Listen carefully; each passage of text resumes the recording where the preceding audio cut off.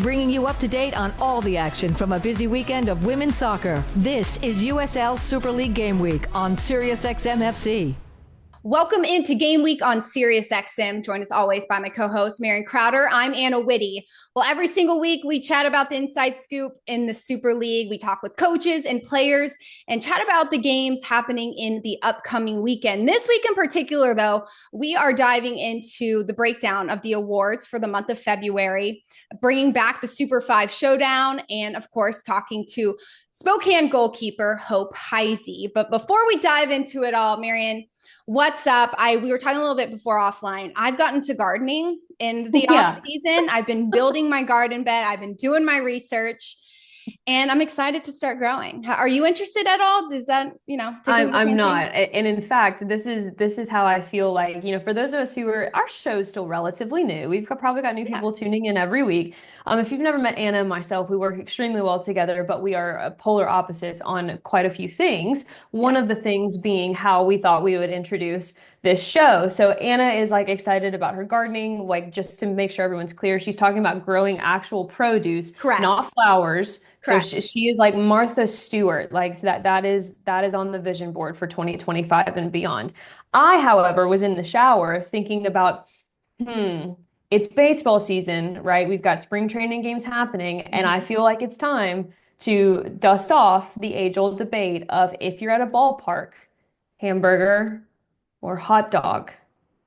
So that's Anna a very and I in a nutshell question, because I do love both. I'll make that very clear. I like that. I like both. I like the clarification. But if I'm at a ballpark, I think I'm going at the hot stadium. dog. I'm going hot dog at a ballpark. Okay. Now this brings up an even more important question. Okay. Are you putting condiments on the hot dog? Yes. We're doing ketchup. We're doing mustard. We're doing relish. We're doing, maybe I'll bring some of my basil that I'm growing in my garden, and I'll dice up some tomatoes that I plan to grow in my garden and just put it on top. Look at you. And then you can show all the Martha Stewart ladies who are trying to strive to be Miss Martha Stewart. You can show them how you be Martha Stewart at a baseball game. I have figured out your niche. I have figured out how you go viral on TikTok. Okay. Maybe we need to make that happen. I will say though, I did get one of those Blackstone grills, and we've been making smash burgers.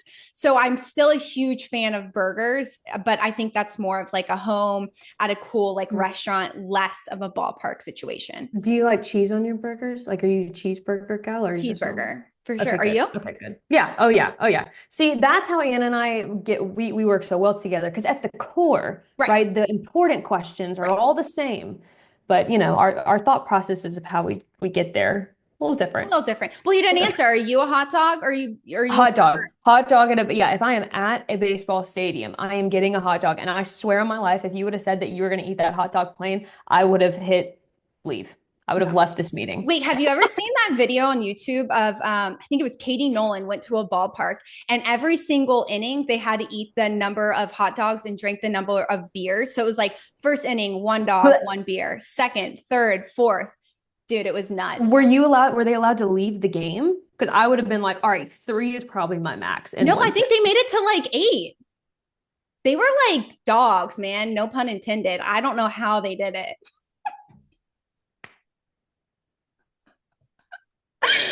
Okay, guys, I think we end the discussion there. Please let us know in the comments. Are we hot dogs or hamburgers at a ballpark? And we want to hear from you on that one. And also to go back to Anna's point, we also need to hear if there are any girls out there listening to this who also have Martha Stewart on the vision board. I haven't seen her documentary yet. So if we need to encompass a discussion around Martha Stewart's documentary moving forward, we can do that. I'm open to that.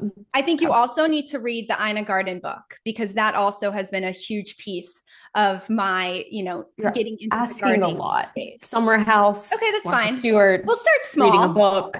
Hey, it's okay. You got to start small somewhere. And Martha, I think, is a girl who's right up your alley. Yeah, perfect. I'm excited. Okay, well, like we said, we're bringing back the Super 5 Showdown because we haven't played this game in a bit. There's been some really good individual performances by players across the league. So I want to hear what Marion has on her five-a-side team. Before we dive into it, of course, rock, paper. Let's go. 3, 2. Wait, no, start over. All right, go. 3, 2, 1. Oh my gosh. I think I've won every single iteration of this Super 5 I Showdown have lost game. all of these. The only dignity I have left in a battle that I have with Anna is somewhat of the Game of Thrones one, which even Hope throws a wrench on that one today. So maybe it's just not my day. You have to Anyway. stay tuned for that one. I All right, got a point here today. I'm getting a point here now. Okay, we're going to start with the back line. And I'm starting with a player out of Tampa Bay because we've seen Tampa Bay change up their formation a little bit. And this player in particular has done a great job of being that center back. She's had really nice vision of the game. I feel like she's been able to help Tampa Bay build up out of the back with that formation. So I'm adding Tampa Bay center back Brooke Hendricks to my roster. Love it. Love it. I was on the fence about Brooke Hendricks, and I just want everyone to see this post-it are all the options that I have, just depending on which way Anna goes. But that is honestly how impactful some of these new additions have been to the Super League, and really how some of the veterans who were here in the fall season have just turned it up a notch. With that being said, one player, actually really a duo that we don't talk about enough, are the Brooklyn center backs, Allison Pantuso and Kelsey Hill. And Kelsey Hill is going to be my first choice. I think that, look, Brooklyn is on their stretch to potentially finding their 10th win here in the Super League. And there's no doubt about it that so much of that has come from their strength and their unity and their cohesiveness as a backline unit. So that is who I'm going with. I love that. And I love that you brought up the partnership of the Brooklyn center backs, because that's a big piece to Brooklyn only conceding 9 goals to start the season. They've conceded the last. It's that, like you said, incredible. Okay. Moving to my number 2 player. This is a Spokane defensive midfielder. I'm adding to my back line into my midfield to help with the progression. Taylor Almer. I think she's a consistent number in Spokane's midfield. She's done a great job of connecting the lines in that match in particular against Dallas. I think she had a nice performance, and I think Almer's ceiling is really high. Spokane in particular haven't had the performances that they have wanted of late, but that game against Dallas was huge, and that momentum can certainly shift now that they're headed back home to play Carolina this weekend. Yeah, and you know what? It sounds like, and you'll hear it in this interview with Hope Hisey later, but it sounds like they all have such a process-oriented mindset in that locker room that they really are just focused on the small details, and you can tell in some of the individual play that's been the message moving forward. I like that pick. I'll match you somewhat, and I'll go with Lexington, and I'll go with a newbie, a new addition to the USL Super League, who has already made her mark known for this team, Nicole Vernus. If you guys have ever watched the tape, if you've ever watched the film, the girl, first of all, never stops running. The amount of ground she can cover is unbelievable. But I like her in 5-a-side especially because she can play on both sides of the ball and has already shown herself to do that. So awesome addition for Lexington. Yeah, great addition. Vernus is such a big piece to their midfield. I'm excited to see her evolution in this league. Okay, we're moving a little bit up the field, but I'd say like kind of a partnership with Almer. And in particular, I really loved this player's performance for Fort Lauderdale this weekend. Watching her play against Carolina, Daria Rajay had a great performance. I think she slid into that 6 role really nicely. She's really good at connecting with so many different midfielders. Fort Lauderdale in particular add a lot of depth. They do a lot of rotation in their midfield. So having a player like Rajay has been really good, I would say, for my 5-a-side team. Yeah, she's been an underrated player on the Fort Lauderdale team. And honestly, there's a part of me that feels a little bad for some of the players on the Fort Lauderdale team because they have some absolute studs right now. Yeah. And one who I will pick, but they've also got a lot of key pieces who are allow that to happen. Honestly, side note, one of the choices I had on here was actually the goalkeeper for them, Morshea, because I feel like with her ability to step up into possession, that's half of the reason that Fort Lauderdale is able to break lines and move up the field as well as they do. So I will stay on the Fort Lauderdale kick. Okay. And honestly, this is not going to be a shock to anybody, but Jasmine Hamid, I mean, come on. Like, how can we not choose her? Even in the NWSL showdown, she had her 4th goal in 5 consecutive games. I mean, she is on a tear. And what I love about her is she just needs a second to make the magic happen. Yes, Hamid has been excellent in the wide areas for Fort Lauderdale. And that's Fort Lauderdale's game plan a lot is the wide areas, because when you have a player like Hamid, you have to use her wide. I love that addition to your team. Okay, I'm headed back to the East Coast. I guess I was staying on the East Coast, Florida, up the coast to Carolina. Geography is not our strong suit, guys. No, guys, I think you know that by now. We're going to go with Carolina's outside midfielder in Riley Basin. She had 3 really nice opportunities against DC. 3 really good opportunities against Fort Lauderdale. Oh, she was on Marion's roster. And I think Basin, it's coming for her. Like, she does a really good job of recognizing when she can go. The teammates find her really well in moments. I love Basin's grit, her ability to stay in an entire game, her experience, her knowledge. Yeah, Basin's on my roster. Okay, so correct me if I'm wrong. We've got what? I've got 2 more picks. You do. I have 1. Yeah. Okay. I've made the decision. All right, I am gonna go I'm gonna go up a little bit to the DC Power, and I'm gonna go with another newbie just because I've been so impressed. Not only does this player have the ability to strike from distance, but their defensive presence and then the vision to connect the first pass is Yuka Kirasaki. Yes, that goal against Carolina was incredible, insane.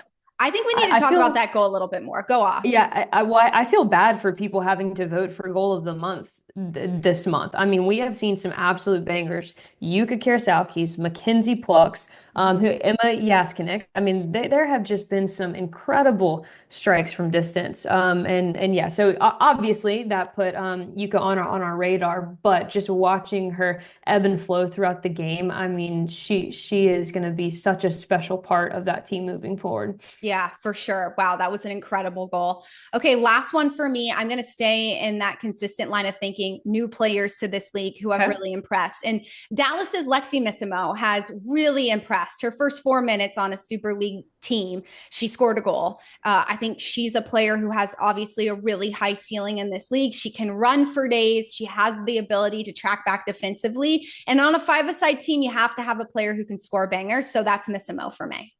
I agree. And you know what? Like we have already said, we may get there differently, but we end up in the same place. And this was not planned, everyone, but I'm also ending in Dallas. Okay. And a player who I think that a team can revolve around because of how many weapons she possesses, both on and off the ball, but specifically with her skill and her vision on it. And it's going to be Chioma Ubugagu. I think that is a player who has consistently shown up to be a game changer for them. Not only can you use her in the wide areas, but she can also tuck in centrally. She's got the speed. She's got the ability to deliver services. In fact, she has some of the highest chances created in the league already. So look at us ending in the same place, despite getting there differently. I like these teams, though, Anna. This might be my favorite mixture of players we've done so far. I do too. I think there's a really nice balance as well. I always say when I watch some of these teams develop and these rosters build, you need your superstars, right? Absolutely. But you also need your gritty players who don't have this, not that an ego is bad, but you have to have players with an ego, and then you have to have players with this ability to set up those players. And I think both of these rosters really do that. Yep. And if you're listening to the show, we want to hear your feedback. Who wins this 5-a-side showdown? Let us know in the comments, tweet at us, whatever we want to hear. And then who do you think has had a really nice performance in the spring so far? All right, we're going to stay on the topic of nice performances, specifically in the month of February, because the team of the month for February has been announced. Drum roll, please. Okay, we're starting with the goalkeeper. Spokane's Hope Hisey. To the defensive line, Laurel Ansbro from Fort Lauderdale, Carolina's Jenna Butler, Spokane's Sarah Clark. In the midfield, Dallas's Amber Brooks, Fort Lauderdale's Addie McCain, Brooklyn's Sam Kroger, and DC's Emily Colton. Moving up to the front line, we have Tampa Bay's Carly Giamona, Carolina's Mia Corbin, and Fort Lauderdale's Jasmine Hamid, who is also the player of the month in the Super League. Congratulations to Hamid. She was on your 5-a-side roster, Marion. But when you look at these 11 players who have made this team of the month for February, they've all had really nice individual performances. But what stands out to you the most? I think what stands out to me is how quickly the new players are meshing and really how much they have allowed the league to turn up the volume. So first of all, I want to go all the way back and give kudos to the front offices and the coaching staffs of all of these clubs for making incredible decisions in the offseason. Because obviously it takes the coaching staff to say, hey, yes, we want that, but it takes a front office and it takes the support to actually get the players there. So kudos, every single team seems like they knew exactly what they needed and the players that were going to mesh quickly. And that's exactly what happened. Look at Laurel Ansbro and Lavini Vaca. That is potentially going to be the best center back pairing of the entire USL Super League this year. Then you look at Jenna Butler and in a structure like Carolina's, who we know it's very stable, it's very sound, and it's very specific. To automatically go into a structure like that and not skip a beat, that says a lot about her. And then Emily Colton, she was a player we highlighted back in one of the first shows this spring, and just about how important she was going to be for DC's ability to progress through the thirds a little bit more and find a few more dangerous chances. All of that. Then you look at the veteranship of Amber Brooks, Sam Kroger, Addie McCain, and it just speaks to me that the coaches knew what they needed. They knew the players that were going to mesh, and it has taken no time for these new additions to mesh in with the veterans. Yeah, 3 of these players are new to the Super League, and that speaks volumes to their presence and also where the Super League is going, right? Like, you bring in these players, you want to add it to the roster, but you also want to add the visibility to this league and this growing league. And I think all these players have done it and have had really nice performances. In particular, I've seen Carolina's Mia Corbin come in. She scored a goal in all of these spring performances for them. So she's a great addition to this month for February. Congratulations to all these individual players. We'll be back for March to break down that roster. But until then, we'll be back with our interview with Hisey, a breakdown of what you will see this weekend. It is game week on SiriusXM. Bringing you up to date on all the action from a busy weekend of women's soccer. This is USL Super League Game Week on SiriusXM FC.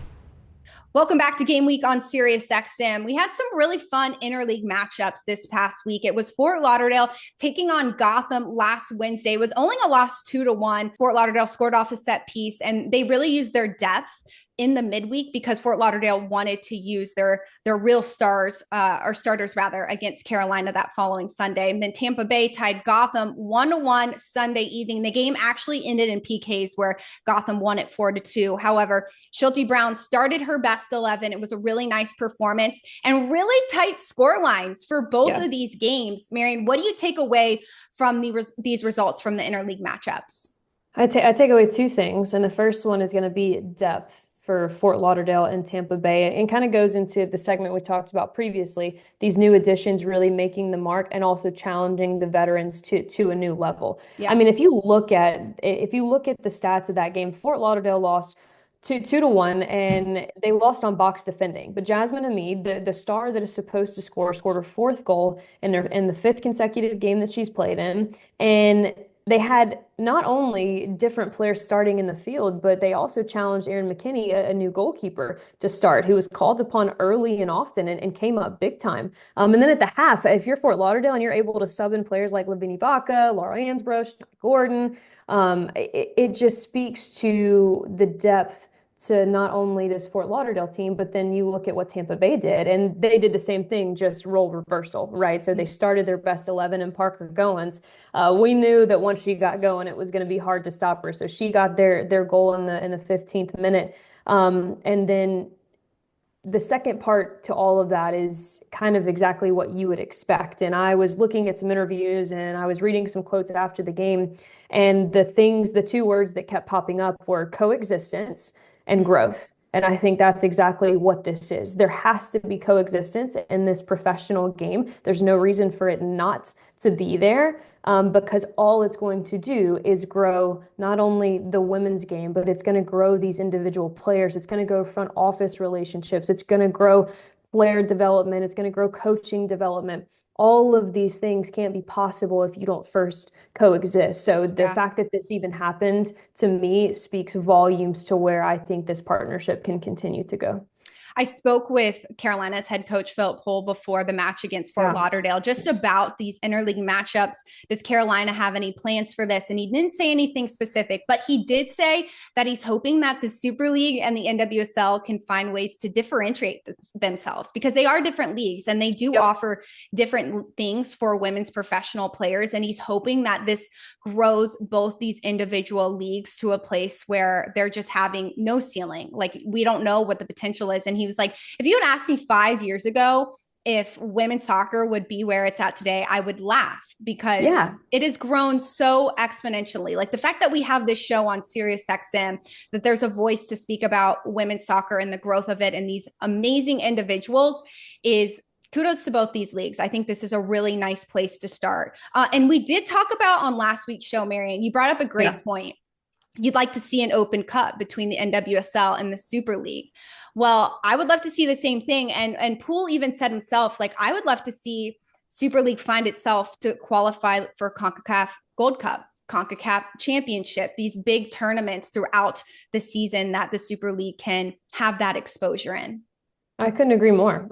I think the more that you expose yourself to, how many players, like, think about it, Anna, how many players we had who have had time overseas, they've had some stints with the NWSL, and then they come in here to the Super League, and all of those different experiences have molded them into not only the player, but also the teammate that they are. And I think that that's half of the reason. You and I have talked about this often. The locker rooms at the Super League level, I have not seen teams become this close, this fast in a really long time. And so much of that is because these individual players have put themselves into different areas of exposure. They take in what they like, they've removed what they don't, and that's what they've brought here into the Super League. So the more that we can continue to expose our league here to different cultures, different styles of play, different organizational structures, the better this is going to continue to get. And we are in our first year. There's still so many different directions this could go. But I think the direction that we know it has to go is more exposure, more growth, more involvement in other places. A full slate of games this weekend for the Super League. We start at Fort Lauderdale. Tampa Bay will travel there Saturday at 7:30. It will be a little Florida Derby again to kick off the weekend. And then Carolina will travel across the country to take on Spokane Saturday at 9 p.m. Eastern time. Lexington will travel to DC on Sunday for a 2:00 kick. And Brooklyn will travel to Dallas Sunday to wrap up the weekend at 5 p.m. Eastern for the last match of the weekend. You can find all of these matches on Peacock, but the one match in particular, Marion, that we both have circled on our calendar is this Brooklyn-Dallas match. Brooklyn is coming off a tie against Lexington last weekend. They are on an 8-game unbeaten streak and have only conceded those 9 goals in 16 matches. But you also look at this Dallas side, who is fired up after this loss against Spokane, not their form that we saw against Spokane. So what are your biggest expectations from this matchup? Yeah, I'm glad you said that was the mentality, because that is right. When you look at the post presser, it was very much just, we're disappointed. This is not the team that we know we can be. This is not the standard that we hold ourselves to on the Dallas side. So I think that you're going to see an entirely different group. Obviously, we mentioned that Brooklyn is on the hunt for their 10th win. And with that, doing kind of something again so historic, being able to be part of that historical marker, that adds a little bit of oomph in the locker room as well. And I feel like this is actually a rivalry for some reason. Anna, do you know those sports rivalries where you're like, it doesn't make sense geographically, right? It doesn't really make sense. Dallas and the Eagles, Dallas Cowboys and the Eagles. What is that about? Exactly. But this to me has the making of kind of that ultra Super League rivalry, because they are two clubs who have a very specific style of play. They are two clubs whose coaches hold them to the highest standard. We've talked to Jess, and we've also talked to Pauline McDonald, and we know that they are not afraid to say, no, that wasn't good enough. That wasn't good enough. We're not happy with the draw, right? We're not happy with the way that we played. It has to be more. The other thing that I'll add to this is the leadership that's in both of those locker rooms. Yes. Right? We've talked to several of those players. And I think that message is actually not even going to have to be said from the coaching staff on the Dallas side. It's going to be said by the leaders in that locker room. So I expect to see quite an open match. I expect to see a very exciting box-to-box, potentially favoring the wide areas, just given some of Brooklyn's strengths, given some of Dallas's strengths. I'm very excited to see Lexi Missimo find her way against this very stingy Brooklyn back line. But let me tell you what, it is one that you're going to want to tune into. Are we eating hot dogs or hamburgers or cheeseburgers when we watch this game? It's a good question. That's a good question. And what are we eating with it? Because we have to have a side. French fries? Are you a French fries person? I am a French fry. If I had to pick a spirit food, it's a French fry. Oh, Like, yeah. that's a good one. French Mine's fry is guacamole. like my ultimate. What's yours? Guacamole. I couldn't live without guacamole or avocados. Okay, so I guess we have to have both. And Yeah. and with that, I would venture to say, don't shoot me. I'd venture to say that a hamburger would pair better with guacamole and French fries. So like we could both have our individual sides, and then the hamburger can be the cheeseburger could be the real meal. I love that. We should make this happen.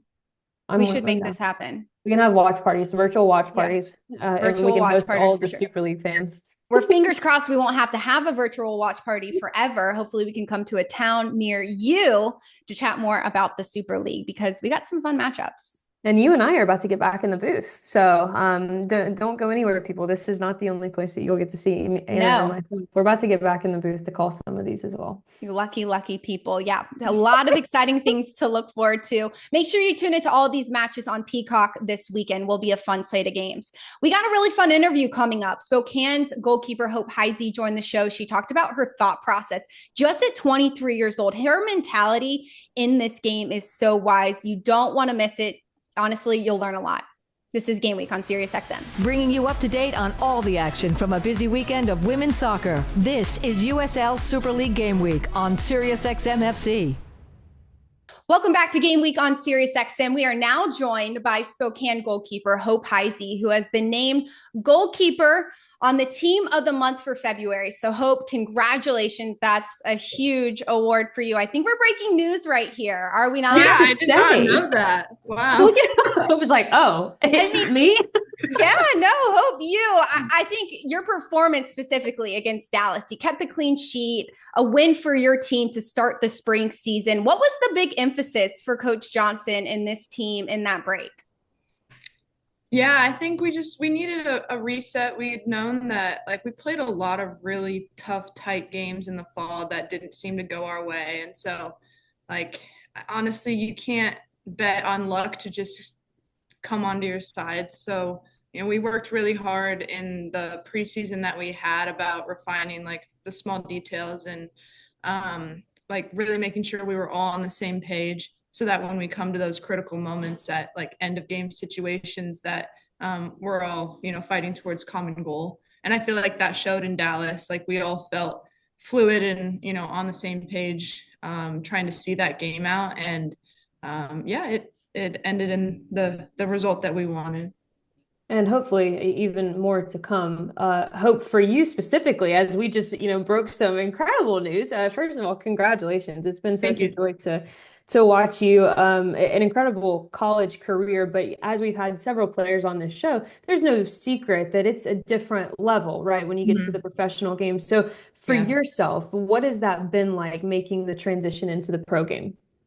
Yeah, I was grateful enough to be part of a really great organization in the NWSL in Kansas City. And I learned so much there about what it takes to be a professional and kind of the little details that maybe don't get exposed in the college game, but do in the professional realms. And so really just refining, I'm big on process-based approach and approaching each day as an opportunity to get better without overthinking outcomes and results. So that's kind of been really big for me, is refining that mental part of my game and making sure that I'm approaching and maximizing each day. And then from there on, the results will come, but not focusing too much on big picture and just making sure that, I'm able to just be the best version of myself every day. And what comes from that comes from that.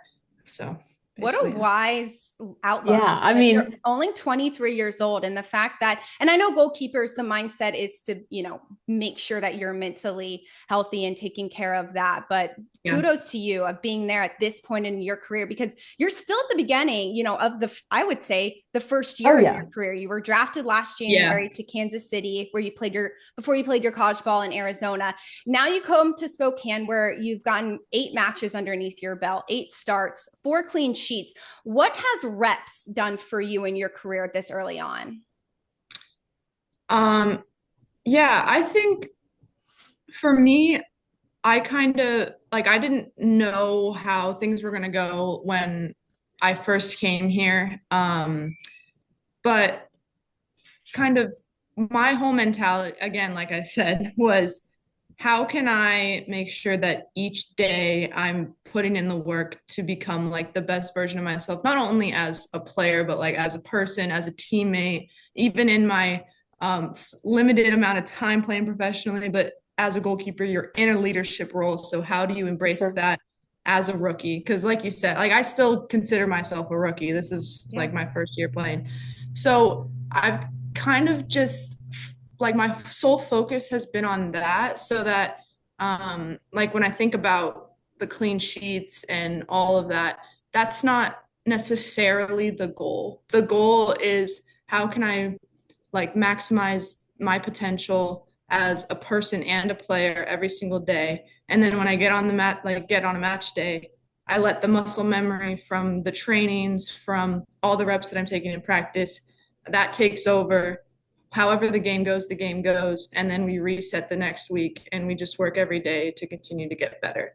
Yeah, I So, love that. I love that. I'm going to make you dive a little bit deeper though, because you've said it a okay. couple times. What are some of the things that you do to show up as your best Yeah. teammate, as your best goalkeeper? So I'm big on controllables. Mm. Like what can I control every day? Can I control the types of shots that I'm facing? Can I control like how tired my body is? Like can, different um, outward or like external environment things Yeah. that I can't control.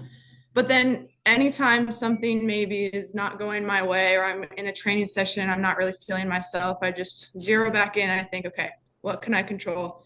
I can control like my effort, like what is my position in the goal? I can control that Yeah. because that's just an effort thing. I can control my attitude, like how I react to mistakes, how do I react to success, um, how do I react to my teammates, Big one. yeah, different things like that. So yeah, it it's kind of cliche, but really you can just control your effort and your attitude, and obviously you can dissect that into deeper things. Like I said, like positioning, Yeah. like self-talk, how you talk to yourself, like the empathy that you show not only your teammates but yourself, which honestly I have struggled with in my career. But I just go back to focusing on those controllables, and then from there, like whatever happens, I can be at peace with what happens. Yeah. Yeah. We Well, need Hope to write a book, I know, Anna, is right? what we Can we get a publisher in this room right now and sign her to a yeah, I mean, Hope, you're only 14 months into your professional career, which is just so impressive how you are in this mindset. And you mentioned you don't pay attention to the clean sheets. You don't necessarily pay attention to the starts. So when you look at these 14 months, what is the most important thing that you've accomplished when it comes to measuring your success? Oh, that's a great question. I think for me, like I wanted to not only like become the starter, but like deserve it and feel as if I like deserve to be out on the field and I was contributing, like having a positive impact on the team. And obviously you can, there's tons of ways you can measure that. You measure that in wins, like number of points that we earn. But even like when I wasn't playing, it was all about how can I be the best version of myself for the team in whatever role they're asking me to be. And only I can know if I'm doing that.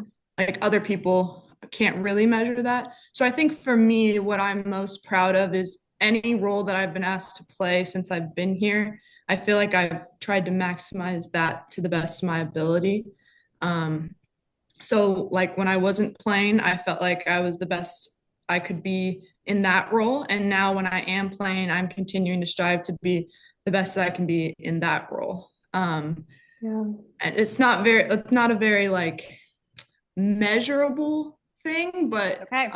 that's kind of But you like, said it. It's something that yeah, you know and that you can measure, and that's all that yes. matters. But you make such a great point that I feel like we don't talk about often, whether it's injury or whether you're new to a team or haven't quite earned the role yet. There is something to be said for having that perspective from the bench, right? Whether it's coming into a tough situation, maybe at the halftime break, or you're literally watching 90 minutes, from the bench. There is something to be said for that perspective. Has that at all changed how you've approached now as your role in the starter position? Yeah, I think it definitely, like I said, going back to the things that I can control, like the empathy that you have for your teammates and the people like who are out on the field putting everything they can on the line, and like how they feel. Obviously, how you feel as someone like playing in the game versus being on the bench, it's different. But I think you have to, there's a sense of like humility and kind of respect and responsibility you have as a bench player that, like, honestly, I learned a lot about that in Kansas City when I didn't play at all for them, but I did like kind of learn what that role felt like. And that was the first time I had been in there, because I mean, I had played all 5 years in college. So I definitely learned a lot of that in the NWSL. And then coming in here, like I was kind of, it was a similar role when I first got here. So yeah, it's definitely like a humbling moment, but I think especially as a goalkeeper, when you're the number one, what a good teammate feels like as your number two or as your number three, and you know what you want from them. So why would you not be that for someone else? Is kind of well my said. Right. Well said. I love that mindset. And that applies to so much in life, right? And I think we even see your teammates respect you in that way on the field because you have this mindset and you come in with this humility. Hope, it is Women's History Month. And for this book you're going to write, I want to know who are the most important women that you're going to be thanking in that book who have gotten you to this place in your career? Oh, great question. Anna's on a roll today. Let's just pause on that. I mean, my gosh, she brought it. She's a segue queen. Segue queen. That's I good. think obviously my mom is she's the person who's taught me most about humility and empathy, just being a great person, making sure you put others before yourself. Like, she's a nurse, so like that's basically her job. And has kind of put a lot of things into perspective for me. Like, my job is I play soccer, I kick and catch a ball for a living. Meanwhile, like, she's out here literally having people's like lives in her hands. So she's taught me a lot about perspective and empathy. I've had like club coaches throughout the years that like really helped me like develop as a person. I think like when you're younger, it's really important to have coaches that like emphasize to you that the game is not the end of the like end all be all. And so I've learned a lot from specifically my club coach, Amy Spetter. She helped me through a really difficult time in high school when I was like overthinking everything, and she kind of brought me back down to earth. And I don't know, I loved watching Serena Williams when I was younger, and just like that's just an elite athlete and a winner. And like, if there's anyone that just taught me what it's like to be great, I would say it's probably her. I don't know her personally, obviously, but I would thank her if I wrote a book. Just, she's taught me a lot just through watching her. That's incredible. We have to figure out at the end of this what the name of the book is going to be. But one other part to you, I mean, we've already talked about just how wise and so much more mature than your age says that you are. Correct me if I'm wrong, but I also am told that you hold a Master of Legal Studies. Is that correct? Yes. Yep. I don't even have a question. I just wanted to make sure it got said in the interview.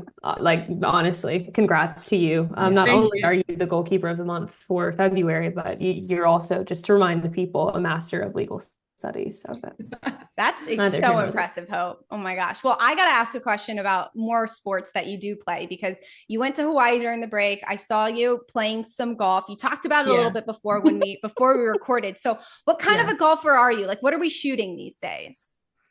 Oh, if I break 100, it's like a great day. for me. Wow, you're breaking Me too. 100. Yeah. Honestly, Hope. Well, see, That's great. I say it's a great day when it happens. It doesn't always happen.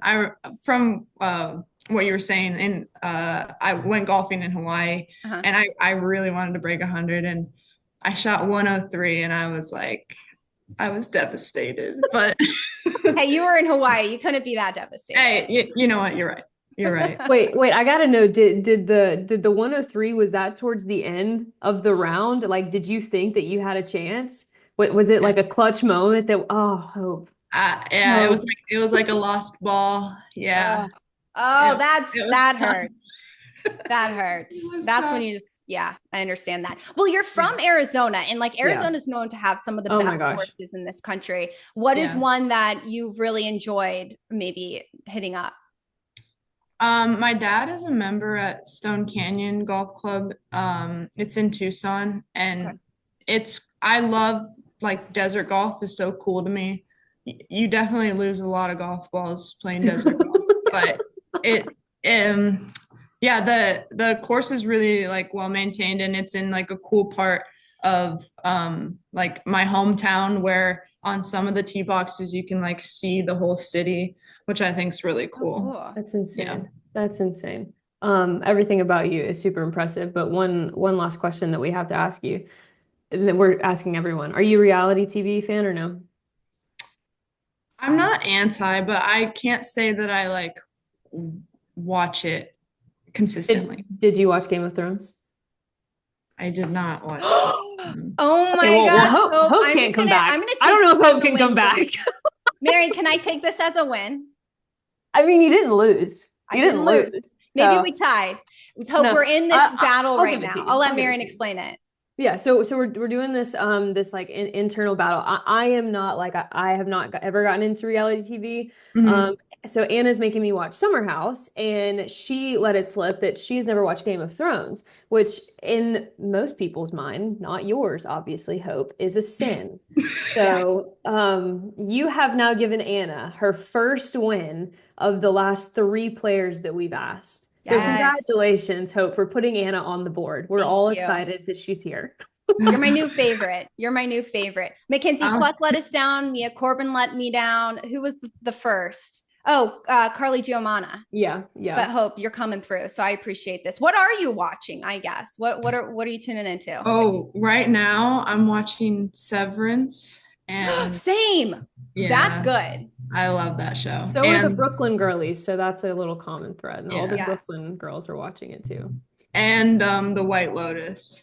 Yes. No, I don't spoil it for me, guys. I haven't started season 3 yet. No one's saying anything. Honestly, season 3 is not as good as the first 2 seasons. It needs a big come up, I think. Yeah. All right, the last question I have for you, and this is just because you kind of bopped all around to different places.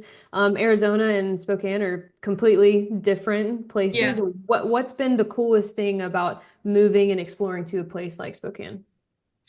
Oh yeah, that's a good question. I think every place that I've been able like to live in this short like pro career that I've had, I think it's just cool to experience like different climates. So like Kansas City is a lot different than Arizona than it is like from Spokane. So getting to explore, and then kind of like Anna and I were talking about just like the nature stuff that you get to do here is different than the stuff that you get to do like in other places that I've lived, as far as like hikes, and we live on the city's on a river, so getting to experience that, like water is a scarcity in Arizona. We don't have a lot of it. So yeah, I think just being able to explore different climates, and then like love engaging in like the local like food places, and like specifically like coffee shops anywhere. Like, especially when we go on the road, anywhere we go, like we have to hit up a local coffee shop. I think it just says so much about a town without really saying anything. So Amen. That's been cool. Well, no, that's fun. I love food. I wish we had more time to dive into all of that, but we'll have to have you back on the show, Hope. Thank you so much for the time. Hey, when you write that book, send Marion and I where you're doing some book signings, because we'll be first in line. Absolutely. Yeah. Best of luck this weekend. You guys can get a commission. Oh, yes. Okay, good. If you need help during the writing process, just let us know. Okay. Great. Well, good luck against Carolina this weekend. We'll talk to you soon. Thank you, guys. Thanks so much for joining us this week on Game Week. You can tune in on the SiriusXM app, or you can find us on USL's YouTube page every single Wednesday. Let us know in the comments what you want to hear more about, what players or coaches you want to hear from, and who won that five-a-side showdown, because we got to know that too. All right, we'll see you next week. Have a great one, everyone. You've been listening to USL Super League Game Week on SiriusXM FC.